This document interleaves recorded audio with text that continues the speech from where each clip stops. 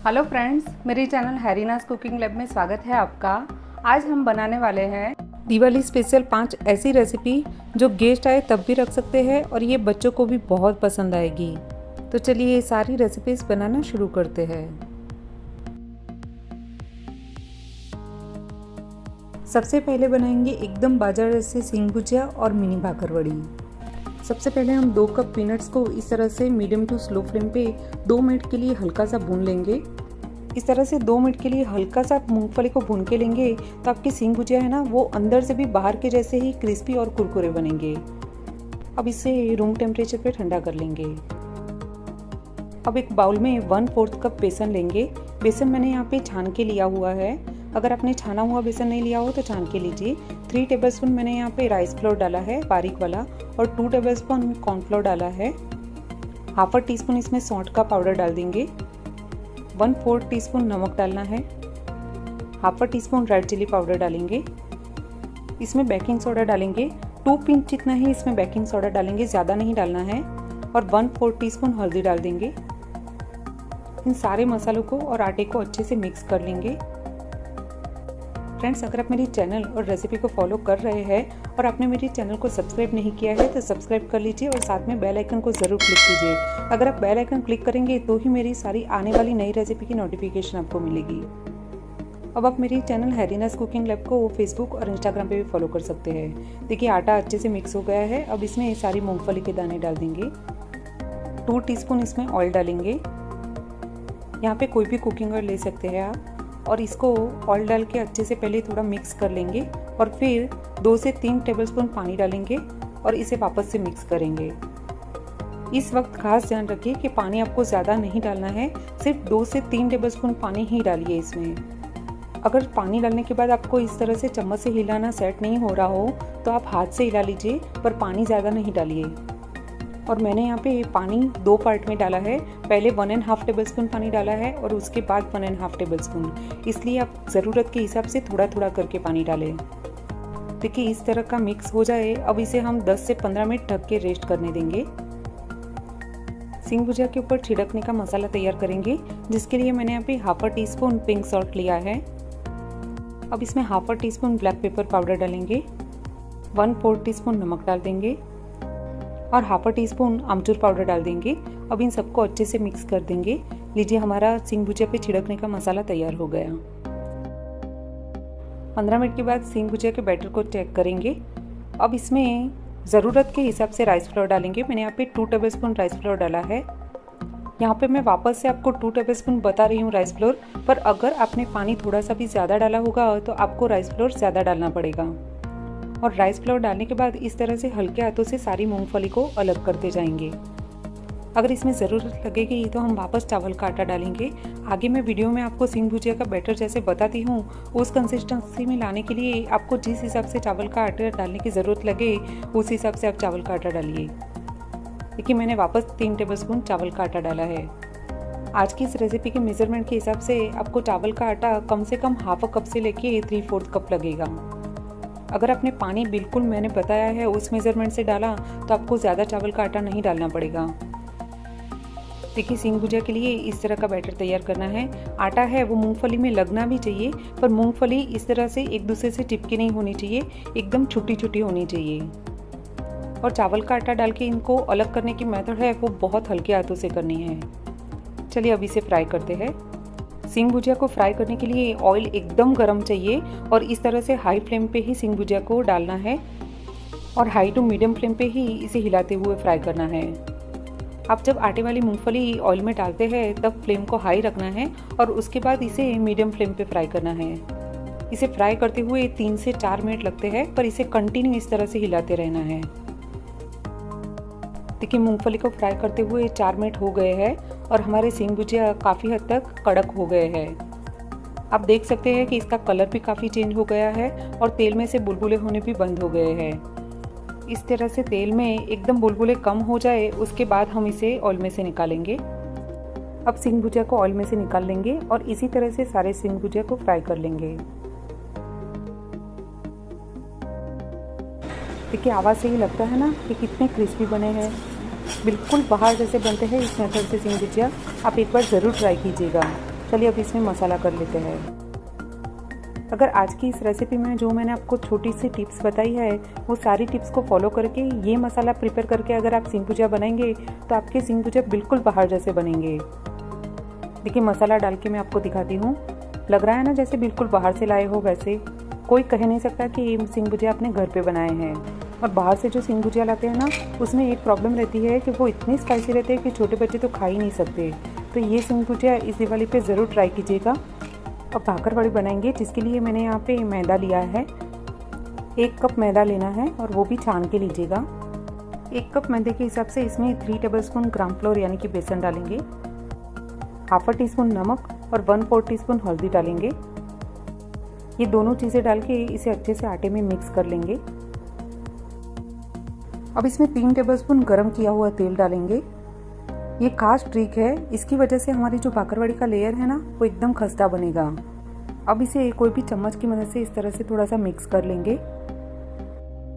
अब थोड़ा हाथ की मदद से इस तरह से मस लेंगे और तेल और आटे को अच्छे से मिक्स करेंगे।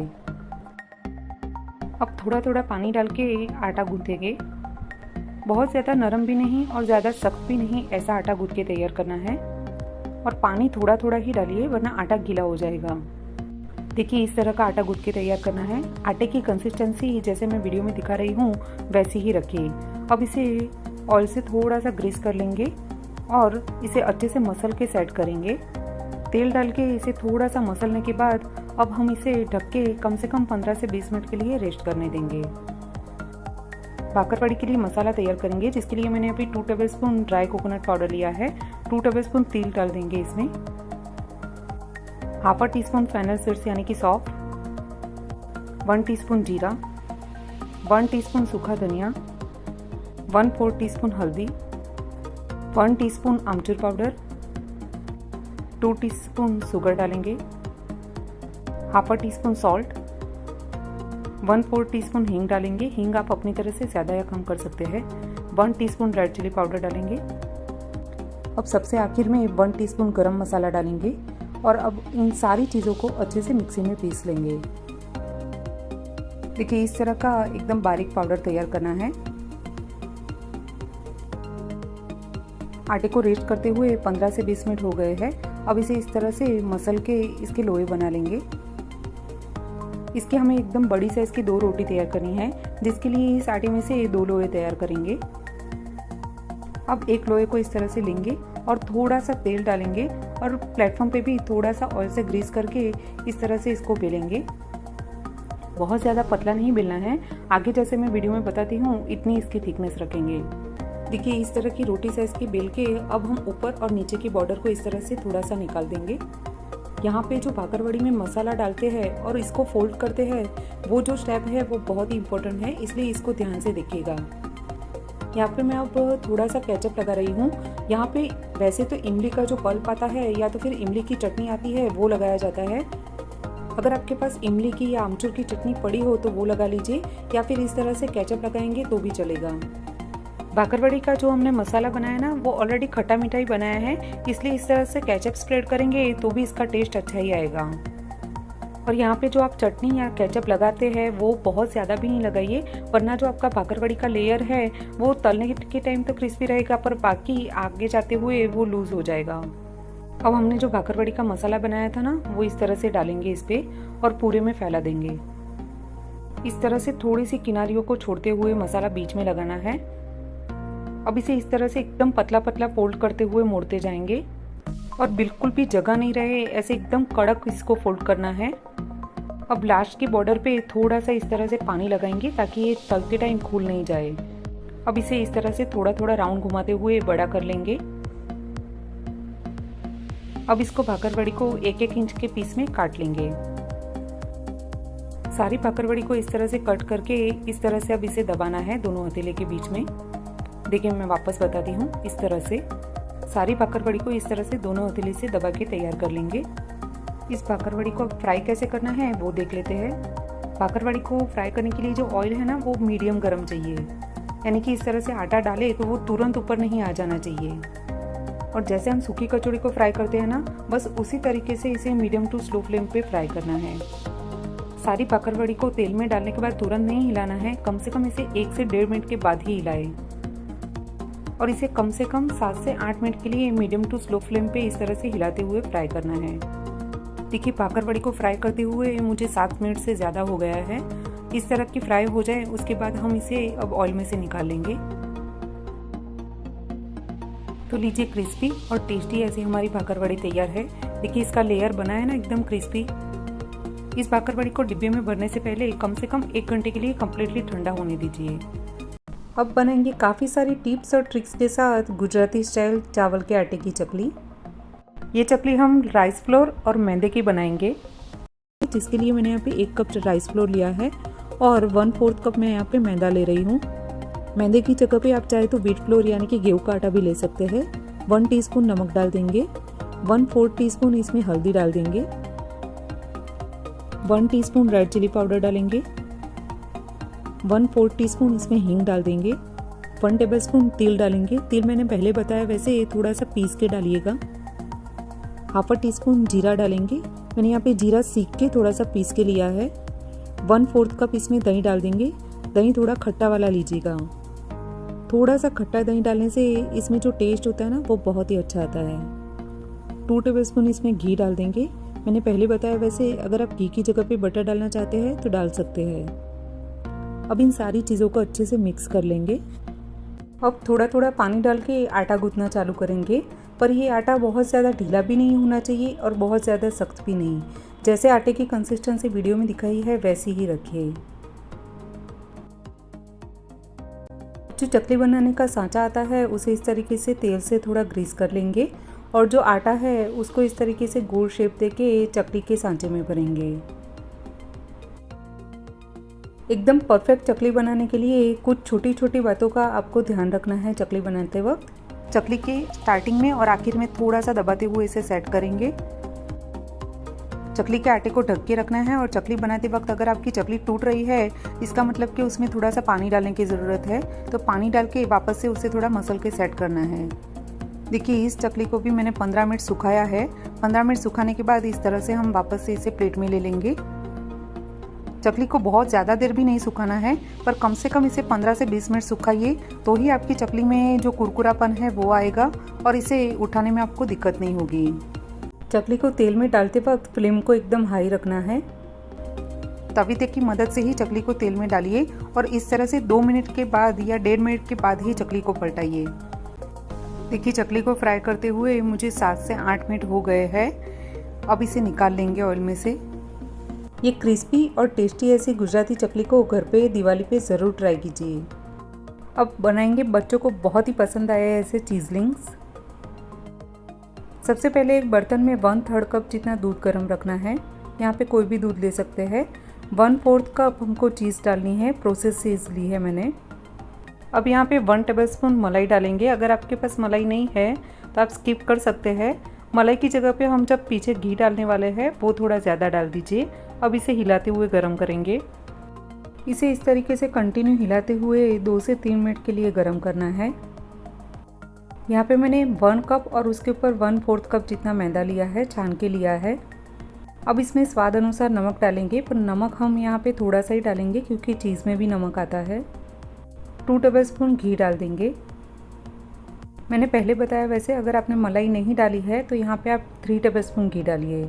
अब थोड़ी सी प्रोसेस चीज़ डालेंगे इसमें। अब हमने चीज़, मलाई, दूध का जो मिश्रण तैयार किया था वो इसमें डाल देना है। सारा मिश्रण डाल दीजिए और पीछे से अगर ज़रूरत पड़े तो आप थोड़ा दूध डाल सकते हैं। इसे अच्छे से मिक्स करेंगे और एकदम अच्छे से मसलते हुए आटा गूंथेंगे।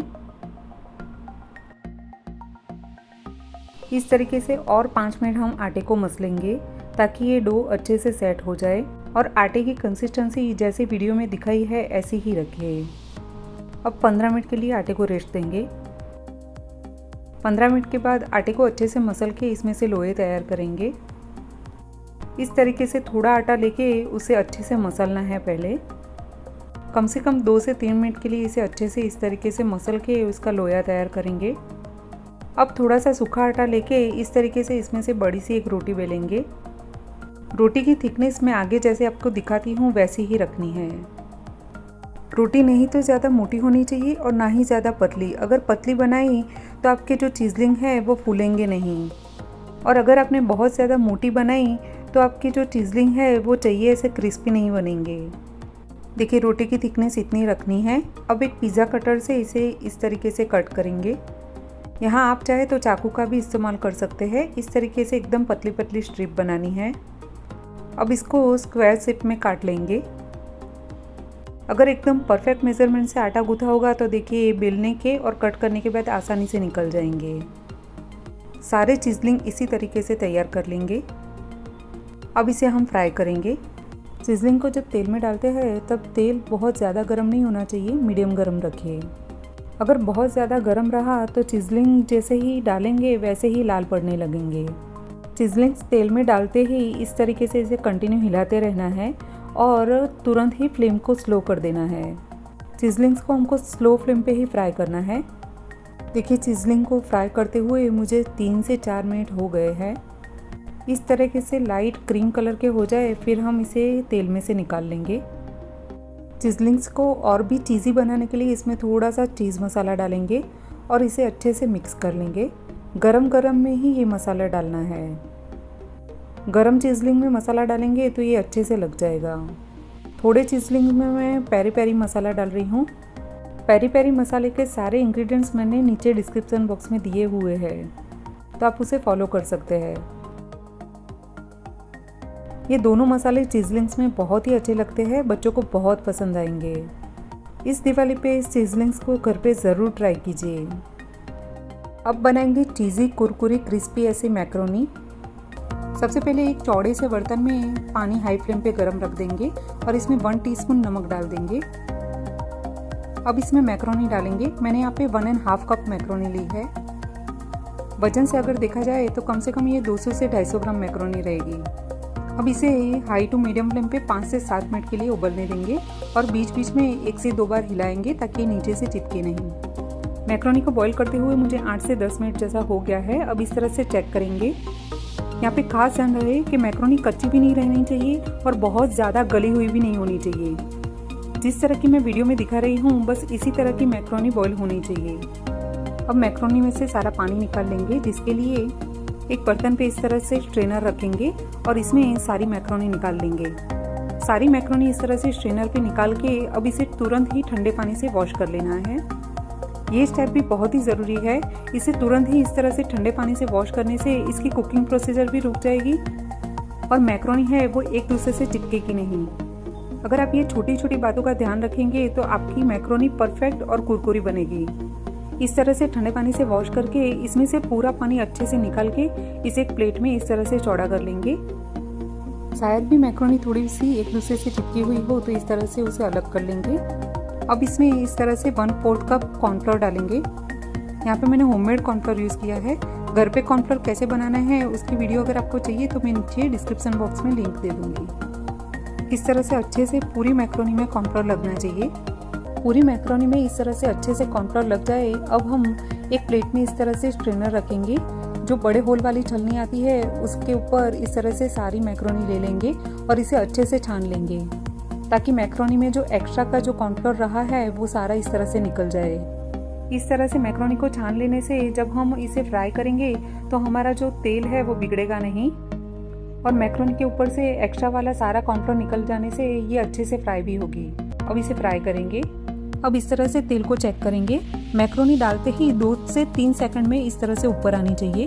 अब इस तरह से सारी मैक्रोनी थोड़ी थोड़ी करके डालेंगे। जब आप मैक्रोनी तेल में डालेंगे तो इस तरह से बबल्स आएंगे। मैक्रोनी डाल के उसके 1 मिनट के बाद इसे इस तरह से कंटिन्यू हिलाते हुए फ्राई करेंगे। अब फ्लेम को मीडियम टू स्लो रखना है। जैसे जैसे मैक्रोनी फ्राई होती जाएगी वैसे ही ये बबल्स बैठते जाएंगे।